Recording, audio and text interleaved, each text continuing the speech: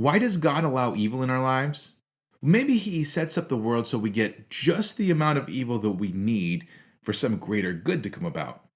But what could this greater good be? And would it really be worth it? Let's consider.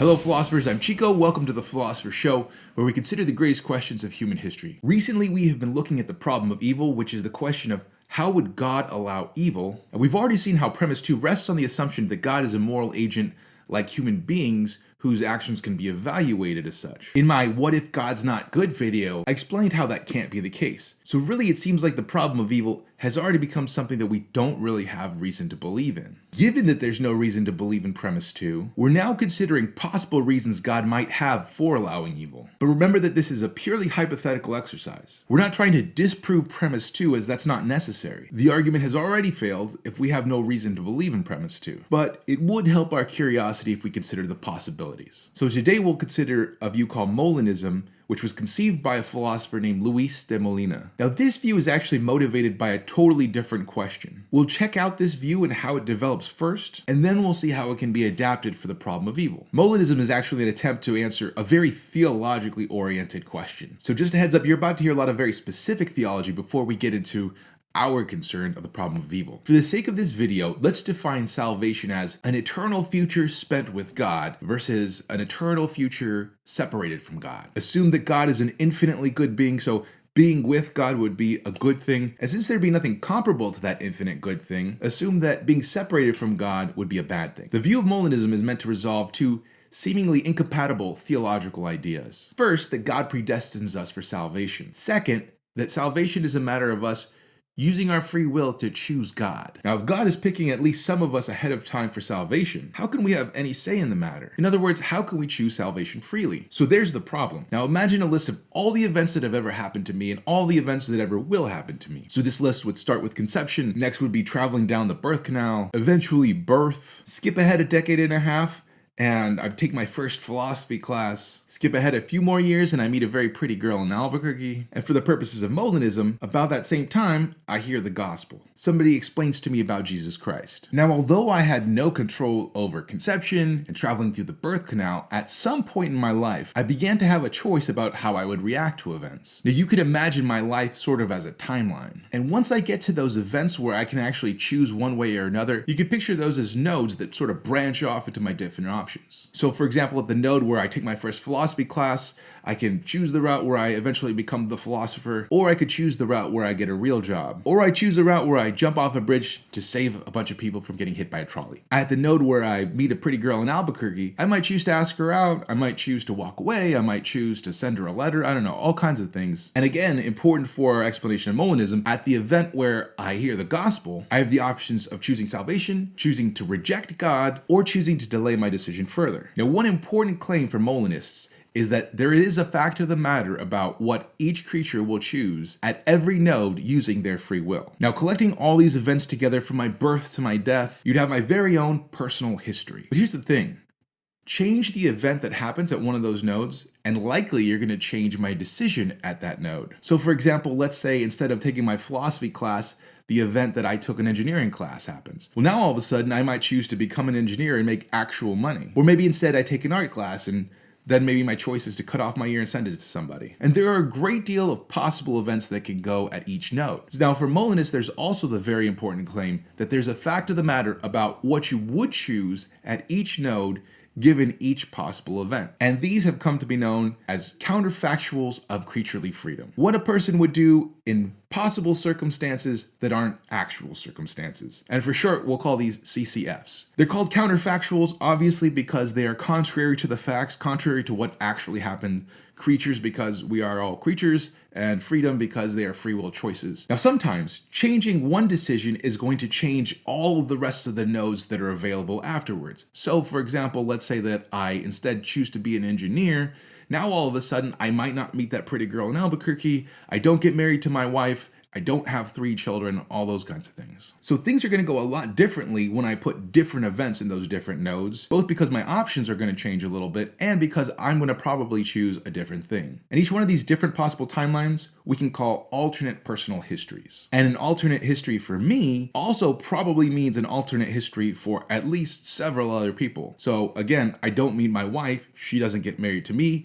She probably dies a sad, lonely old maid because she couldn't find, the good stuff. My kids never exist. Significant changes. God, in our supposition here, is omniscient. So he would know every CCF. He would know what you would do at every possible event. And he would also know how that would affect the rest of the events going forward. He would know each one of your alternate personal histories. Now remember what this theory is meant to explain. How can God predestine the saved for salvation, and yet we freely choose salvation? Well, on this view, God decides he's going to create. He knows all of the CCFs. He looks at each person and all their alternate personal histories, and he chooses the ones where the saved use their free will to choose God, to choose salvation. So he's predestining us by choosing to create the events that will lead to our free will decision for salvation. But we're making the free will decision for salvation. By the way, in case you've already heard this term, this is where that word middle knowledge comes in. There's knowledge of all those CCFs that God has. And I'll eventually do more detailed videos of Molinism. But for right now, our real only interest here is Molinism in relation to the problem of evil. So we're gonna have to leave it at that. Now there's a tempting possible further development here. A natural question to ask is, well, why doesn't God predestine everyone for salvation? And probably this is the question you're more interested in. Of course, one option here is to say, I don't know, not sure. This theory wasn't meant to answer that question, and it answers the question that it sets out to answer very well. But what could we say if we tried to use this view to answer that question? Consider Bertrand Russell. Bertrand Russell was an atheist philosopher. While he was alive, I'm positive he would have said that he rejects God and that he would never want to be saved. So although I would hate to judge anybody's salvation or anybody's relationship with God, let's assume that Bertrand Russell rejected salvation, rejected being with God for an eternity. Why didn't God predestine Bertrand Russell for salvation? Well, one possibility is that God looked at all of Bertrand Russell's alternate personal histories, looked at all the different decisions that he would make in there, all the different events he could put at each node, and using his knowledge of all the counterfactuals of creaturely freedom, he said, wow, in each one of these, Bertrand Russell does not choose salvation, so there's no way that I can put him in a situation where he chooses to be saved. Of course, this would raise the question of why would he create him in the first place, but for the moment, let's set that question aside. A second possibility is through God's knowledge of all those CCFs, he does see a couple of events where Bertrand Russell would choose salvation, except for in those alternate personal histories, they interfere with other people's alternate personal histories, and those people don't choose salvation. So God doesn't choose the events where Bertrand Russell is saved because he does choose events where somebody else gets saved. And in either of these two possibilities, it seems like God is in the business of maximizing salvation, trying to get as many people to choose salvation as possible. So that is a second question that we could use this view for. Our question, however, is, why would God allow evil in the first place? Using this Molinist view that we just figured out, we could say that God looks at each one of these alternate personal histories, and the ones with the most salvation in them require events in which evil exists. Now, assuming that God is an infinitely good thing, then salvation, being with God for an eternity, would be an infinitely good thing. Whereas damnation, separation from God, would be an infinitely bad thing. So we could say God is maximizing that good to evil ratio. He's choosing evil worlds, yes, but he's choosing it because we have that incomparable good of salvation. He only allows as much evil as needed to get the most salvation. Now, there are a number of objections to Molinism, the spiciest of which is a debate going on between open theists and Molinists. Open theists believe that free will decisions can't be known ahead of time at all, because if you knew them ahead of time, they would have to go that way, and they're not free if they have to go that way.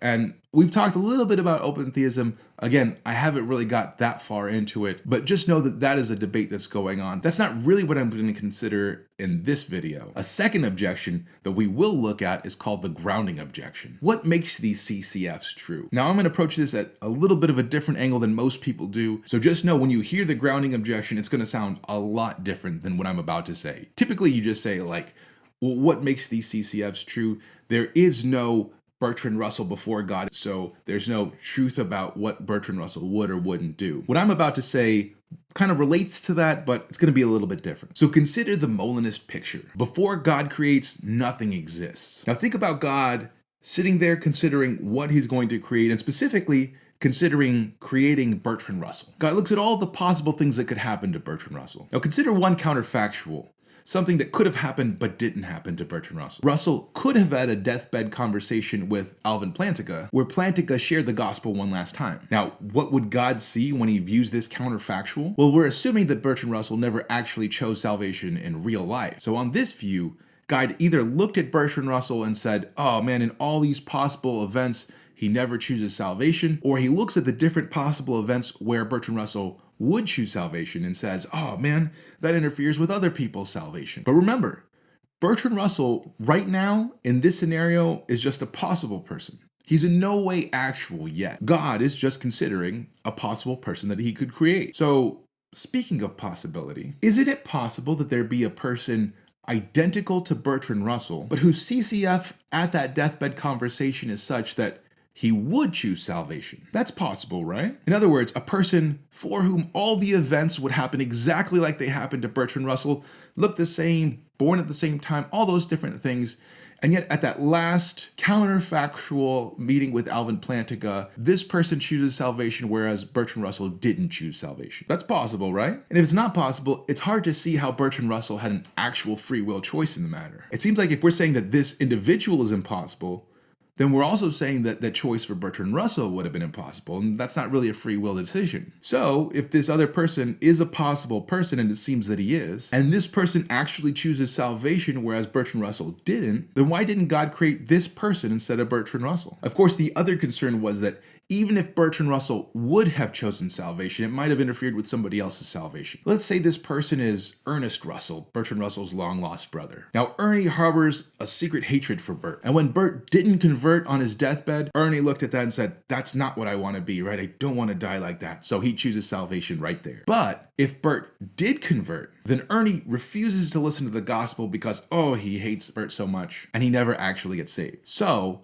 Ernie will choose salvation if and only if Bert doesn't. But again, right now Ernie is just a possible person. Isn't there an additional possible person? Identical to Ernie in every way, except that he does choose salvation if Bert does. If all there is to Ernie is this possibility at this point, then this other person is also a possibility. So it seems like they have the same ontological standing at this point. Now, the only way around these objections is to say that these people are not possible people. But how does that make sense? I mean, what's impossible about them? And in general, that seems to be the problem with Molinism. If these CCFs are able to be true for a person like Bertrand Russell who doesn't actually exist but is just a possible person, then that would mean they'd be true for every possible person that doesn't exist yet. Now, there's a lot more to be said about this view, but we're really more interested in it as a potential explanation for the problem of evil. Why would God allow evil? And we said that evil might be a necessary component for a person's personal history that includes salvation, and salvation would be an incomparable good. It would be totally worth any evil you had to go through. And in fact, remember in our example, Ernie needed the evil of Bert